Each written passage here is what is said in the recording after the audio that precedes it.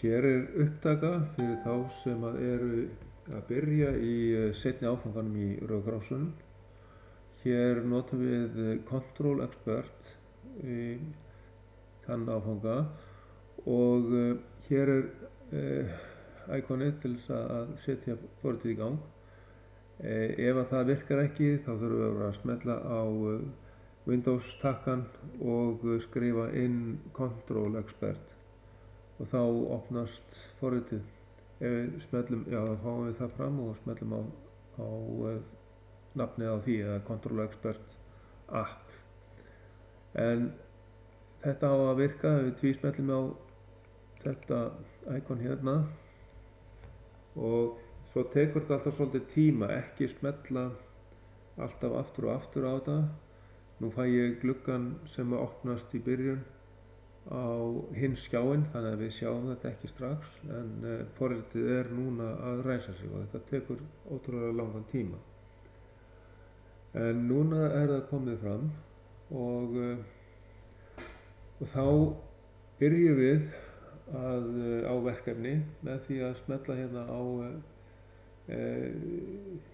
nýja síðu hérna, New Project, undir File og við það þá kemur fram gluggi fyrir mismunandi tegundir af inntölvum og frá Schneider sem sagt. Og þá við að nota, ef við eigum hérna í skólanum sem sagt Modicon M340 og smellum á plúsinn vinstra megin við þá gerð og þá við að nota P342020 sem með Modbus og Ethernet tengingu. Þannig að við notum þessa tegund hér í öllum verkefnum. Þannig að við gætum tengst henni ef við viljum. Og þá smellum við á OK og þá setur hún upp þá tölvu. Svo kemur að við fáum hérna möguleika að setja inn sem sagt password. Endilega bara eyða þessu, smella á X hérna, ekki nota password, því að ef þið týnið þessu þá þurfum við að byrja allt upp á nýtt. Það borgar sig alls ekki að nota password. En við erum bara í skóla og það væri annað í einhverju fyrirtækjum að verja með leyninúmeri en hérna í skólanum alls ekki nota password á þetta. Og hérna erum við þá komin með svokallað Project Browser og hérna byrjum við sem sagt þá á því að setja upp tölvuna samkvæmt verkefninu og þá smellum við hérna á Configuration sem sagt fyrir neðan það, þá sjáum við hérna PLC Bust, setjum á plúsinn þar og síðan sjáum við hérna kassa og tvísmellum á hann, þá fáum við mynd af rekkanum fyrir inntölvuna sem kemur hérna fram P342020. Svo byrjum við á því að taka og skipta út spennugjáfanum því að þetta ekki sami spennugjáfi sem við erum með. Merkja þennan spennugjáfa og íta bara á Delete og tvísmella á auða sætið og velja þá þennan 2010 sem einangraður Isolated Power Supply DC. Velja hann. CPS 2010 og OK eða tvísmella á þetta. Og þá það 4 söklar sem við erum að nota hérna.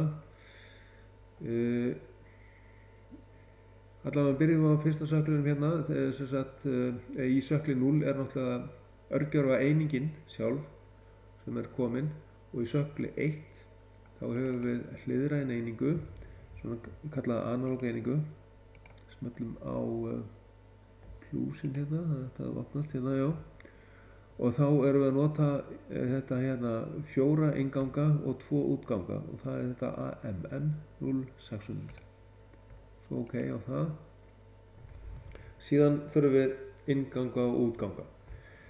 Sem sagt, svo kallaða sem sagt af á innganga og á útganga.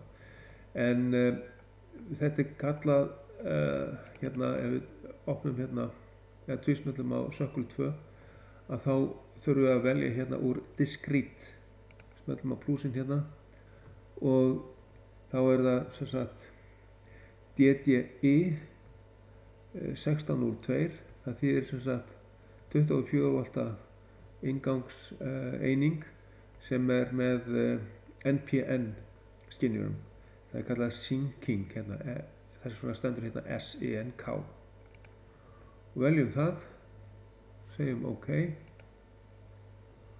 og þá þurfum við bara í sökkli 3 hérna að velja útgangseiningu sem sem sagt discrete, og í íslensku þá hefur þetta verið kallað sem sagt stakræn eining.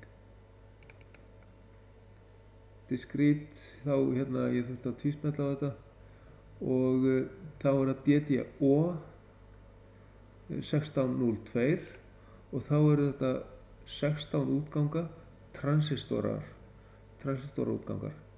Hver transistorútgangur sem þolir hálft ampere straum. Ok, það eru til sérstakir segulrófar sem að taka sem að hérna hægt að tengja við svona útgangseiningu og en þeir eru alveg sem sagt maður þarf að kaupa alveg sérstaklega fyrir þetta. Við eigum enga svoleiðis eins og staðan er. Þá erum við búin að setja upp umtöluna í sökkulinn eins og við eigum hérna á staðnum. Og næst ætla ég að sýna ykkur hvernig við setjum upp eitthvað ákveðið verkefni, en öll verkefni byrjum við með þessar uppsetningu. Auðvitað getum við vistað þessa uppsetningu og gerum við það hérna með því að við þurfum að smella hérna á Analyze Project og smella á Rebuild Old Project og þá getum við vistað þessa uppsetningu. Þannig förum við File og við getum valið hérna Save Archive, gera það og þá getur verið gott fyrir ykkur að velja annarkot documents eða einhvern stað, einhverja góða möppu á vélinni þar sem þið getið þá kannski öruggara að taka afrit af þeim stað inn á USB-lykil. Ef að eitthvað kæmi fyrir tölvuna skiljiði, að þá betra að eiga öryggisafrit af verkefnum. En sem sagt við skulum setja þetta sem bara uppsetning og þá getum við alltaf náð í þetta og vistað sem verkefni eins og 1A og þá erum við nú þegar uppi með búin að setja upp sem sagt hvernig tölvan í sökklinum. Svo segjum við bara uppsetning hérna og þá vistast þetta, en það alltaf vistað sem sagt með tvöföldum hætti. Og sjáum hérna disk hérna, smellum á hann fyrir save og þá kemur nafnið hérna sjálfkrafa, uppsetning, og smellum þar á save. Þá fær það sama nafn og þá sjáum við sem sagt þegar við þetta tekur svolítinn tíma kannski þegar allavega þeir eru konur með eitthvað ákveðið verkefni að vista þetta. Hún ennþá að vista og eftir smá stund þá hún búin að þessu. Já, núna hún búin og þá getum við séð þetta með því að segja hérna File, Save As. Þá sjáum við komið hérna uppsetning. En við sjáum ekki þetta sem ég var að vista áðan sem var Archive, en það hægt að finna með því að fara hérna í Save As línuna hér og ná í sem sagt við förum hérna cancel bara og við værum að opna eitthvað verkefni, þá færum við File og Open.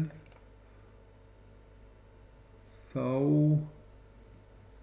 það kemur ekki open hjá mér. Ok, ef ég smelli hérna á, jú, það kemur hérna, þetta tók bara svolítið tíma.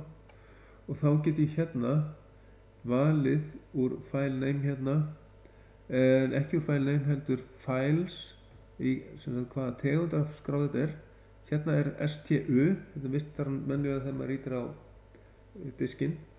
En ef við náum í archive, þá er það hérna næst. Það heitir STA, A stendur fyrir archive. Það er skráarsafn. Og þá sjáum við það á að standa hérna, já, STA, þá fáum við allt sem er STA hérna. Þá er það uppsetning hérna. En það er, ef við finnum ekki, ef við höfum vist þetta sem STA og einhver hluta vegna kannski hefur dottið út hérna þetta STU, þá getum við náð samt í forritið allt saman með því að velja archive, sem sagt, þetta STA. En þetta eru þessi tveir staðir sem við þurfum að vista verkefnið á, svo við missum það ekki út. Já, þetta var vistunina líka, uppsetninguna og vistunina. Segjum þetta gott í bili.